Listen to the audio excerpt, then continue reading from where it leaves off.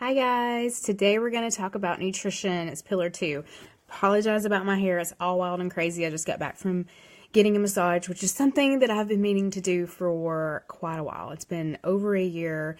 I was going to go after I healed from the C-section and was able to lay on my stomach, but I just kept putting it off, and I use my neck wrong a lot because of my PIO instructing and just in general.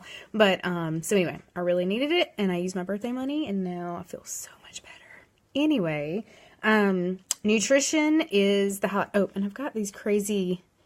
This is new growth. I promise I did not try to like give myself bangs. It's just, it's sticking out everywhere and I can't get it to lay down because it's so short. But postpartum hair for the win, which I know a lot of you understand. So anyway, today we're going to talk about nutrition, and obviously there is no way in the world I can cover everything that I would want to share in a 20 to 30 minute live. So I'm going to keep it short because I plan on sharing a whole lot more when it comes to nutrition over time, because not that this group is just about nutrition and exercise and stuff like that. It's so much more than that.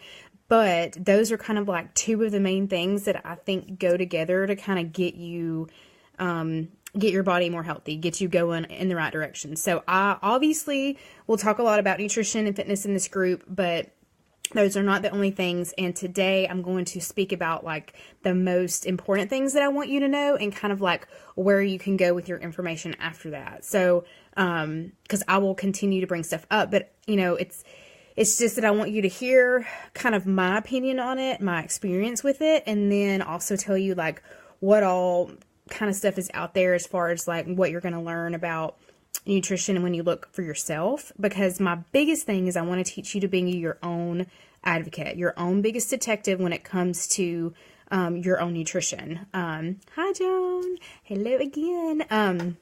So I want you guys to really become your own expert. Like there's nobody that's an expert in your body but you.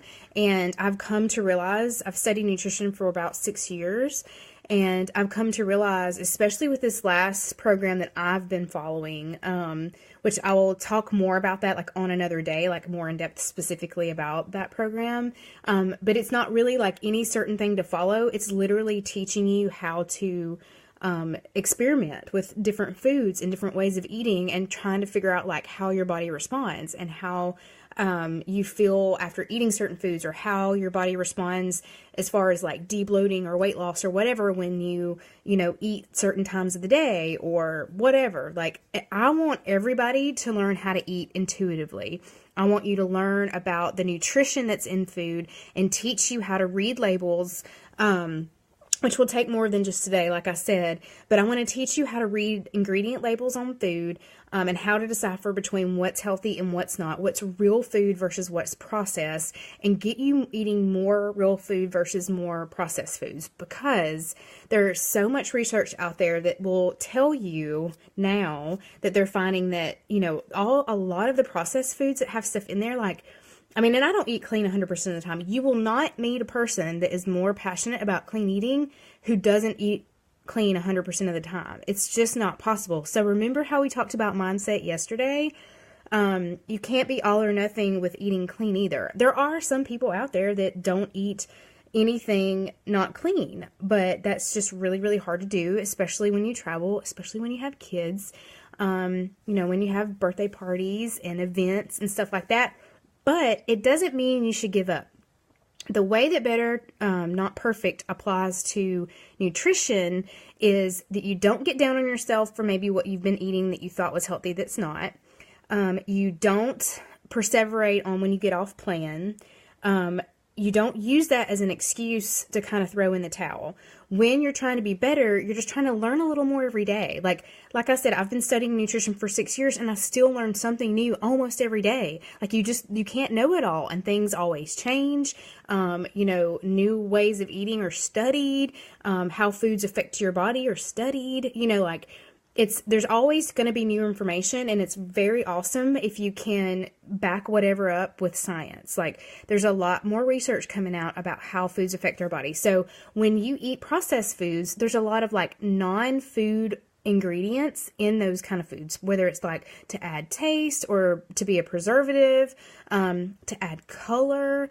A lot of this stuff our bodies don't recognize because it's not real food and it doesn't know what to do with it. And like several different things happen. It basically becomes garbage in your cells, in your body. So it might be stored as fat cells. It might be stored as just toxins that take a little longer to get out of your body, because every day there's toxins. Like no matter how clean you eat, the world around you is toxic, from the smog, from the pesticides used, in the fields close to you, and the food you eat, if it's not organic. Sometimes organic food is labeled organic and it's still really not even free from chemicals. So you just never really know 100%, but that's still not a reason not to try.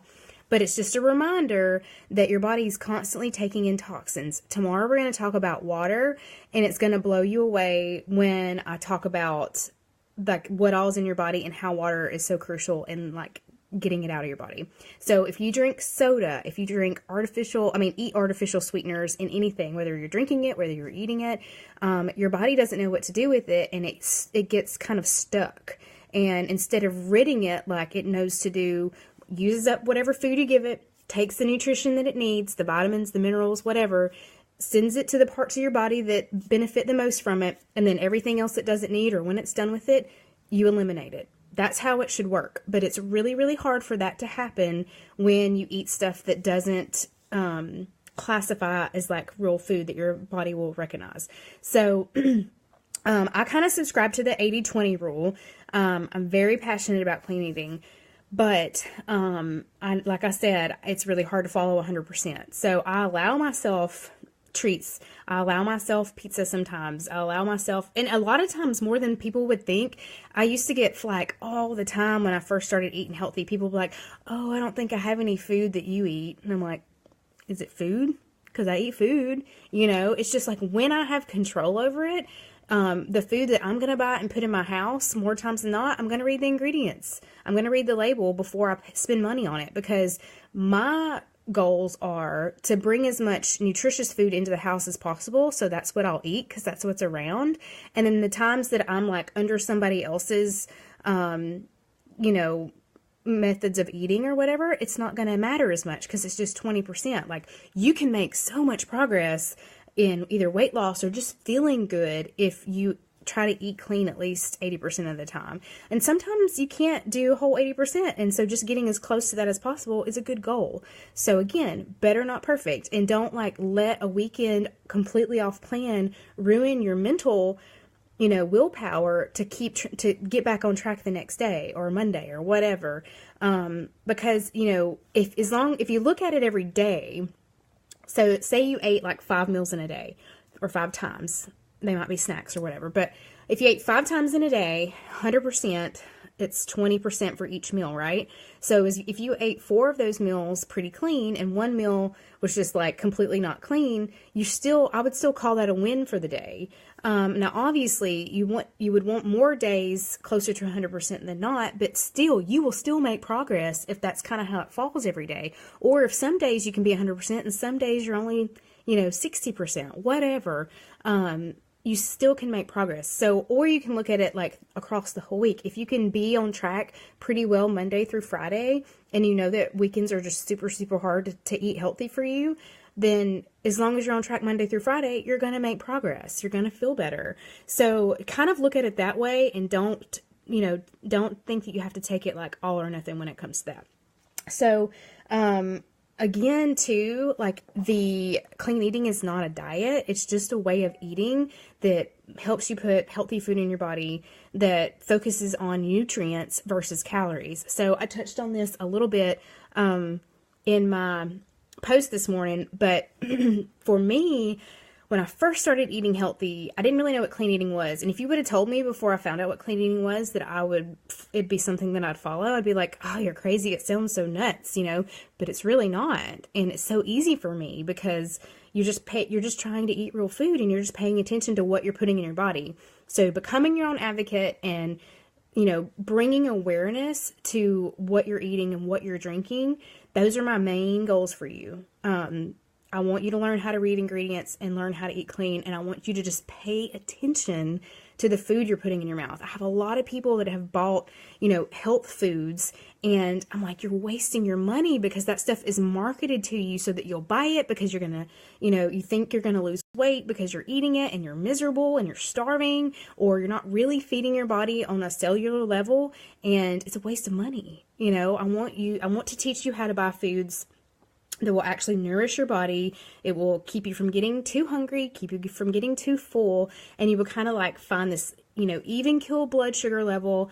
It will take away your cravings if you get the nutrients you need. Because a lot of the cravings, like if it's for pizza or just like fried food, chocolate, like there's usually a mineral that you're lacking, or a vitamin that you're lacking on the cellular level. And that's the reason why you have those cravings. So you might eat the pizza, or you might eat the fried food or the chocolate or whatever because you're craving it and that's what you want, and you feel good like for a little bit, and then you're just hungry again, or then the craving comes back or whatever. It's because you didn't get whatever mineral or vitamin it was that your body needed for to be fed. So you're not ever going to fix your cravings until you fix your nutrition. So I could talk about like all the different nutrients and vitamins and stuff that I want you to get from food, but just know there's a ton in produce, especially veggies, obviously, and fruit too, but especially veggies. So if you're not a huge veggie eater, that's going to be one of my biggest challenges for you to start doing this week, is start putting a new vegetable every week on your grocery list to try. I will help you with recipes or ways to cook it or whatever to try it to see if you like it, but and I'm not saying you have to be vegan. You can still eat meat if you want to, whatever. But I want you to try more vegetables because I'm still eating stuff that I've never even tried before. And I've been eating healthy, like I said, for over 6 years. And it's just, there's so much out there. There's so many different ways to cook healthy food to make it where you like it the best.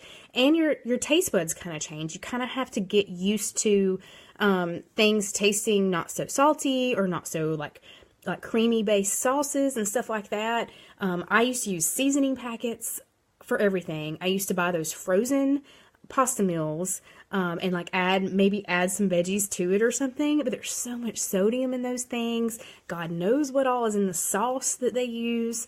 It was just so many calories, so much fat, and so much sodium compared to like the nutritional value. So for me, I rather make my own pasta dish, but like use pasta, cook it, if I'm going to use meat, make my meat, season it with separate seasonings, stir fry my veggies, and then blend it all together. And it's the same thing. And it doesn't really take that much more time if you have it on hand. You can even like make your meat ahead of time and have it ready in the fridge. And all you have to do is saute your veggies and cook the pasta and then throw it all together.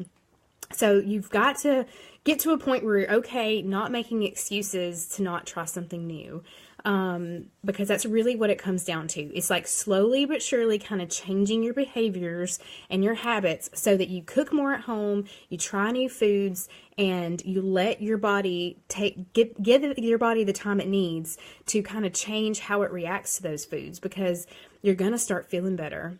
You're gonna increase your regularity. Does anybody have trouble going to the bathroom? I know that's like a taboo topic, but like I didn't realize before I started eating healthy and drinking Shakeology, like getting nutrients in my body, that I had bathroom issues. Like I wasn't going every day, and now I go several times a day. But anyway, there's little indicators like that will let you know like if your body is functioning properly. It was a lot easier for me to lose weight when I was focusing on nutrition versus calories, even though what I was saying before, when I first started eating healthy everybody was talking about calories, right? And a lot of people still talk about calories, you got to count calories. I used MyFitnessPal every single day, every day for 10 months straight. And I did lose like about 25 pounds, and I wasn't miserable. Like I was still eating. I was just making sure to log everything, and my eyes were so opened to my portions. And that was like the biggest awakening for me, is that I was like, oh my goodness, I can have like this much of one of those pre-bagged pasta meals, or if I made it myself, I could eat a lot more, because like if you put in like the brand or whatever, if it's something like pre-made, and it calculates the sodium and the unhealthy fats and all that stuff as part of it, and you can't even eat a whole serving without kind of going over your allotment for the day. So it's just really important to figure out how to make the foods you like and make them more clean, make them more healthy. I didn't give up pizza. I didn't give up pasta. I definitely started using like quinoa and some other stuff that I never had before I was eating healthy. And it's just about trying new things. So, I definitely don't want you to think of it as a diet. Like, I haven't been on a diet for 6 years. I've just been eating healthier. Anybody can eat clean. It's just they have to pay attention to it. You have to want to. And obviously it helps if you live in a bigger city and you have better grocery stores. But I have moved back to my hometown 3.5 years ago, where we have a Walmart, an Ingles, and a Pick and Save, and like some kind of salvage discount grocery store. And I still managed to find a lot of stuff that I never thought would be in my small town, but it is. There's still a lot of stuff I wish that was here that's not, but it's okay. We have Amazon. They do deliver to center. So, they have Amazon Pantry now. We don't have Shipt, or we don't have Instacart and stuff like that. Our Walmart doesn't even have the curbside pickup yet. Maybe one day. But anyway, all that stuff is helpful. And then a lot of it too is like just slowly acquiring new staples for your house. Like, switching to like grass-fed butter if you can. I eat ghee, which is like the healthy, fattiest part of the butter, grass-fed butter or ghee. Buying pure maple syrup instead of the log cabin kind. Trying to find local honey when I can. Getting a good spice rack. Use an actual variety of spices. Using pink Himalayan salt, black pepper, garlic, and red pepper flakes. Those are like my main four. I use a lot of onions, sauteed in foods. I try to use very few canned foods. I guess the biggest canned food that I use is two different things, is beans and like crushed tomatoes or tomato paste or tomato sauce. Some like during the summer when there's like a plethora of fresh tomatoes, I love making our own sauce. But for the most part, I buy clean spaghetti sauce. I just look at the ingredients and make sure that sugar is not listed as one of them. Obviously, fruits and some veggies have some sugars, natural sugars, which still need to be paid attention to, but it's not like you should avoid those because they have natural sugars. You just shouldn't overdo it. So I buy the spaghetti sauce that does not have sugar as an ingredient and try to get stuff that has 5 grams of sugar or less total. So, and if you have to buy something that has sugar in it, I'd rather it say sugar than say Splenda or sucralose or sucrose or whatever. There's like a ton of different like fake sugars, manufactured sugars that are not good for you at all. They are super bad for your brain. They're super bad for your body. Diet soda is really bad for you, which we'll talk a little bit more about that in addition to tomorrow. We're talking about water, but just throwing it out there that Splenda and aspartame and other artificial sweeteners are like super duper bad for you, and they actually make you crave, they actually make you hungrier and make you crave more unhealthy foods, and most people who drink diet soda end up gaining weight. It's because it's not about calories, it's about what you're putting into your body. So just another point to drive that home is please pay attention to what you're putting in your body. Put real stuff in there, even if it's real sugar. I'd rather you eat real sugar than the fake stuff. And also, don't waste your money on the reduced fat stuff for the most part. Just get the full fat versions and eat smaller portions. Don't get the fat-free stuff either.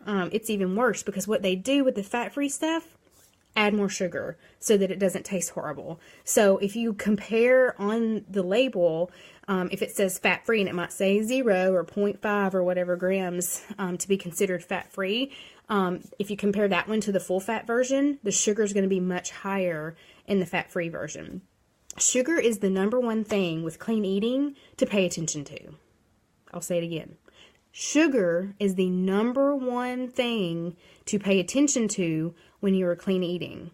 When you're eating clean, you are trying to lower your sugar as much as possible. Women are only supposed to have 25 grams of sugar per day, and some cereals have 20 grams of sugar by themselves for one serving, which is usually really small, and you're probably overdoing it if you're eating that cereal anyway.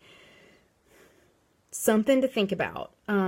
There's a lot of foods out there that you just have to figure out the combinations of what's going to help you still get that little bit of sweetness for like less amount of sugar. I love dark chocolate. I go through cycles of eating too much of it, but it's fine. And you can mix it with like raw almonds, try to get the nuts that don't have salt added to it. But like whole nuts are really good, or even chopped nuts or whatever to add to like dark chocolate.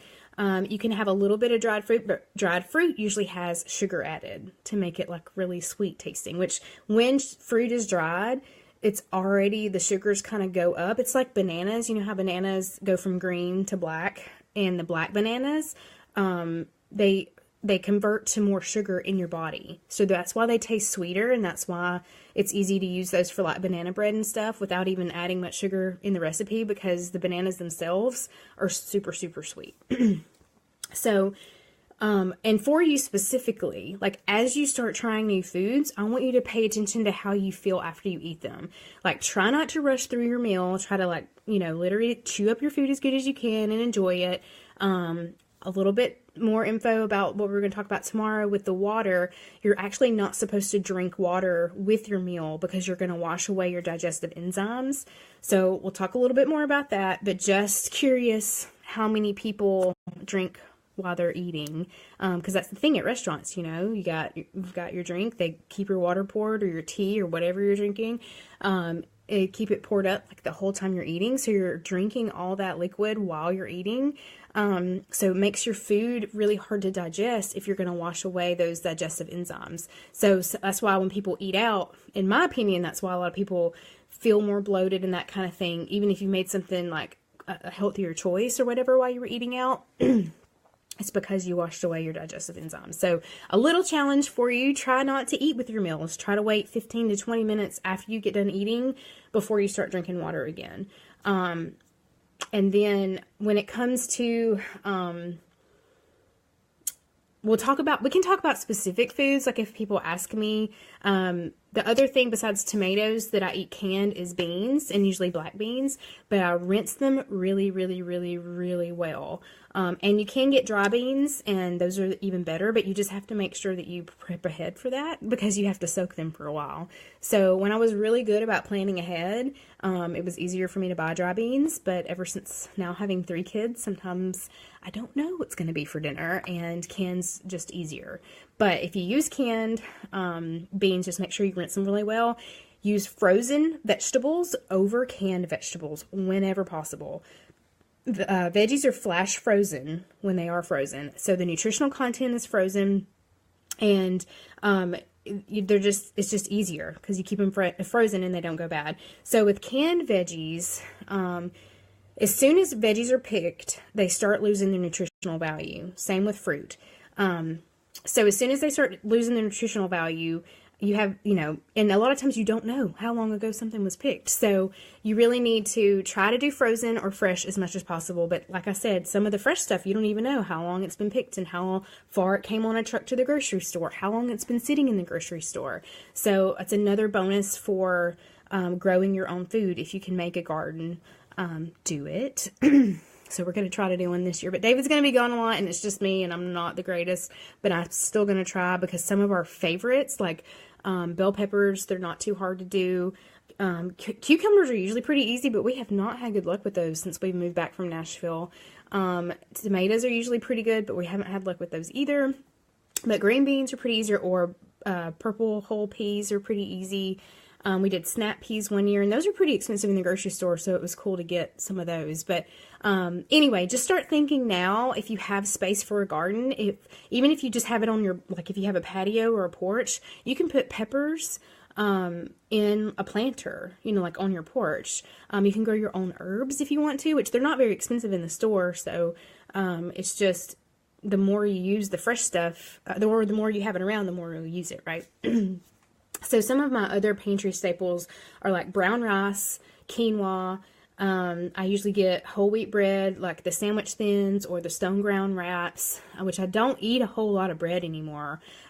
When I first started eating clean, I was like, I'm going to have to not eat as much bread and cheese. Like, no. But honestly, I don't miss it that much. I still eat cheese every once in a while. It's a healthy fat. It's a little bit of protein. I still eat bread every once in a while, like pizza crust. I make my own pita pizzas sometimes with like whole wheat pitas. You can spread a little tomato sauce on there, cut up veggies, and put cheese on there.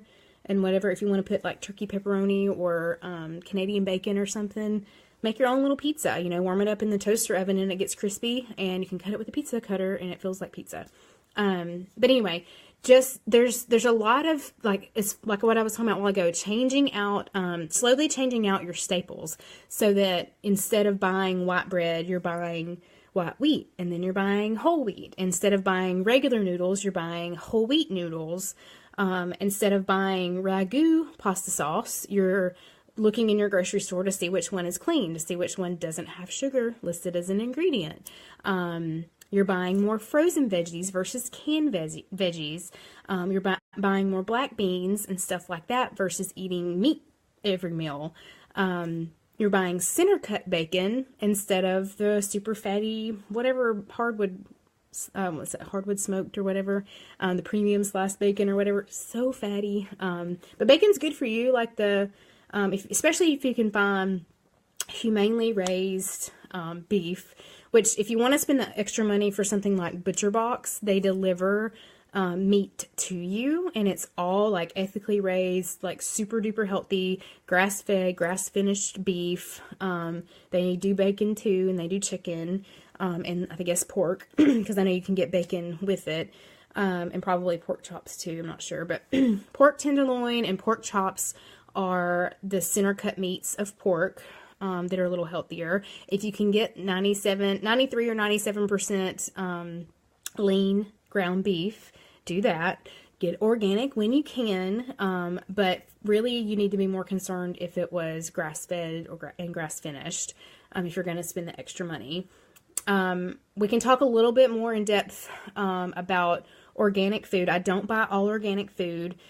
Some stuff doesn't matter. Like organic bananas, you don't eat the peel, so it's not as big of a deal to spend the money on the organic bananas as it is to spend money on organic apples, because you're going to eat the peel. So hopefully that makes sense. So just kind of check some of that stuff out. You can look up the Clean 15 and the Dirty Dozen.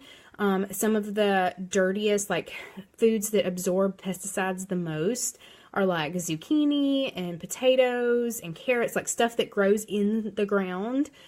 Usually you want to try to get organic versions of that, because they tend to absorb a lot more of the chemicals and stuff. So good old Roundup, it's everywhere, and it's wreaking havoc on our gut health.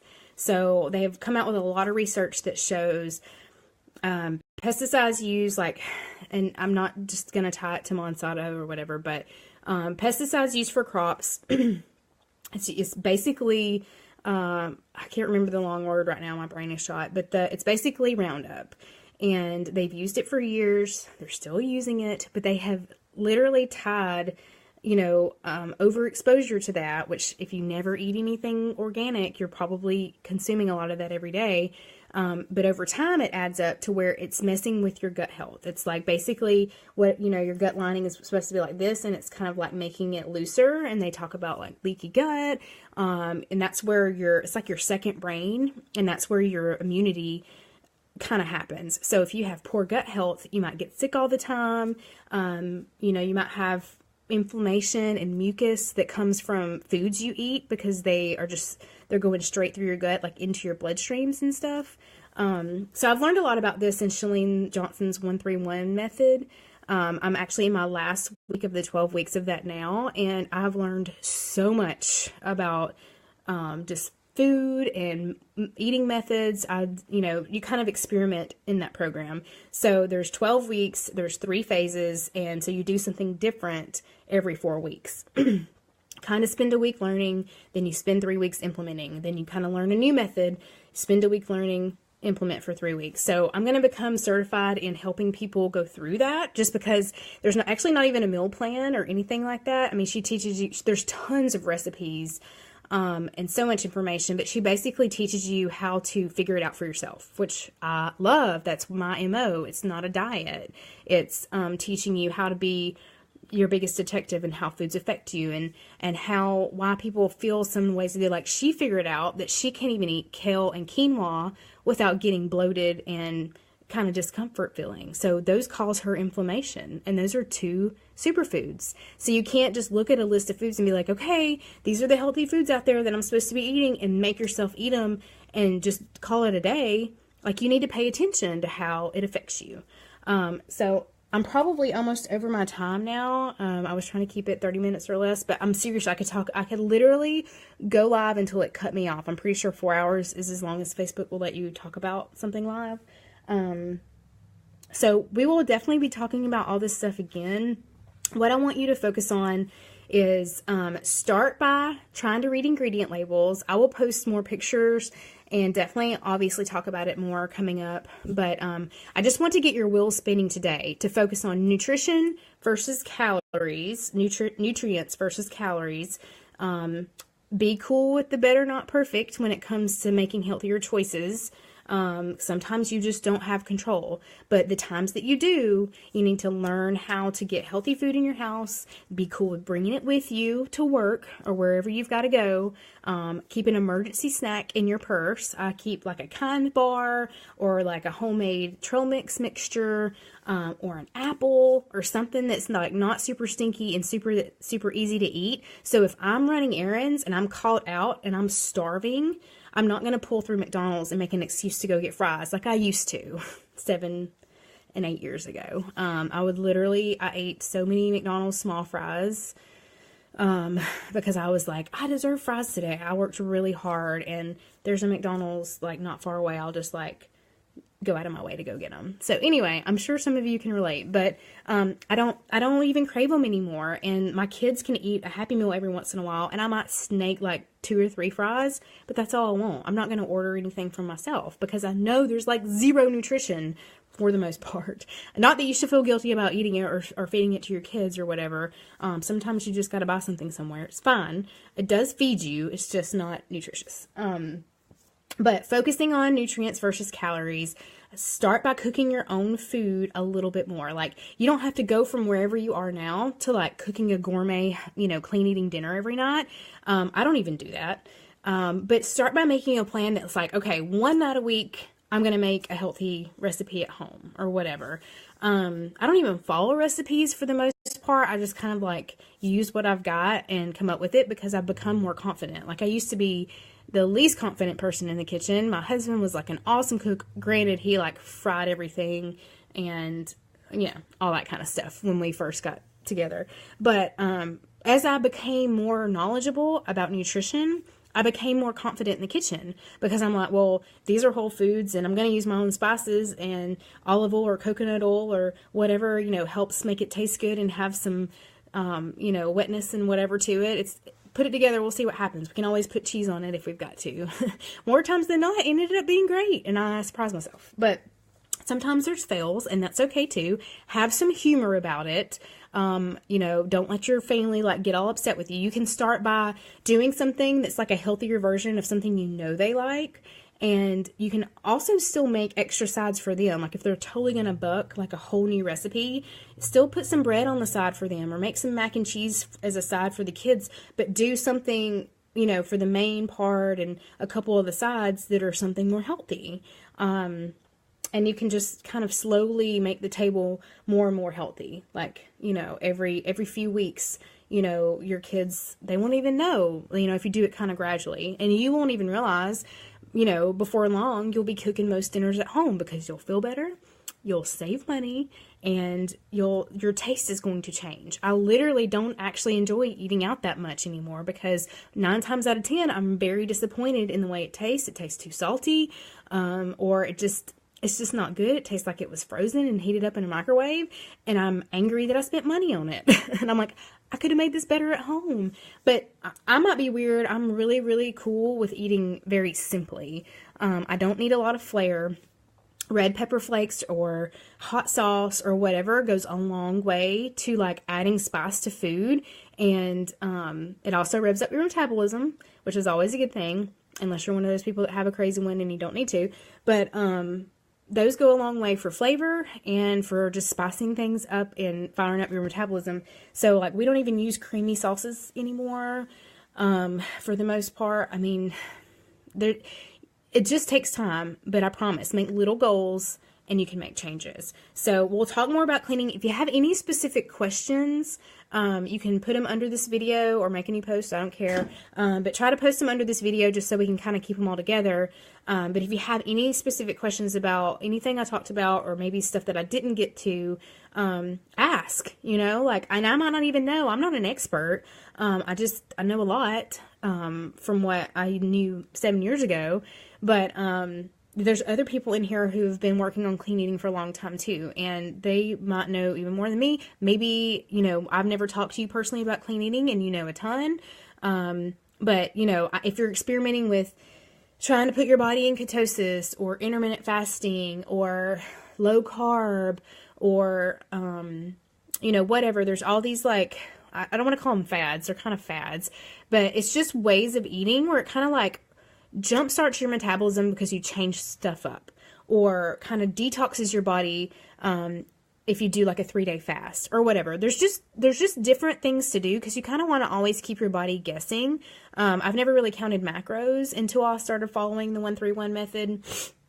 And I also learned, I did intermittent fasting before I got pregnant with Nora, and I really liked it, and I still do it, like, off and on throughout the 1-3-1. Like, first we start where we do get in ketosis, but it's not about, like, eating keto and eating that way forever. Like, you phase it, where you eat that way to kind of, like, ignite your metabolism, and you do lose weight pretty quickly, but then you introduce carbs back in, and try to, like, it's all about clean eating though.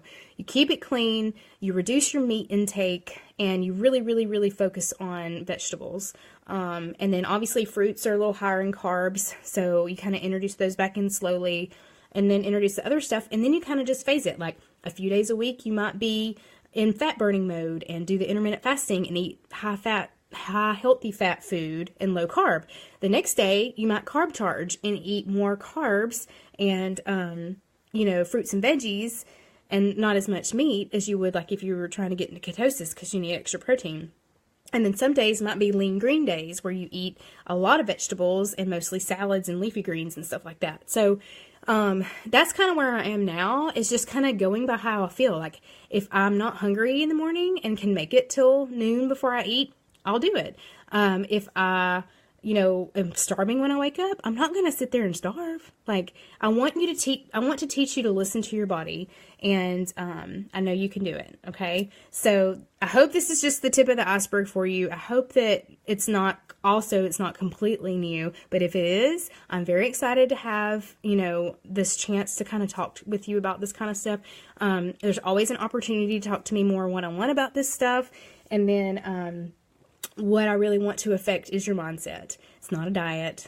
Clean eating is for everyone, and I hope that this information was helpful. And tomorrow we're going to talk about hydration, and I'll drop some, just like maybe like pictures of the ingredient list or whatever on stuff that I buy, and maybe share some of more of like my specific pantry staples if y'all want to see that, like what kind of oats I buy or whatever. So just let me know any questions you have, and I hope it was helpful, and I will see y'all tomorrow.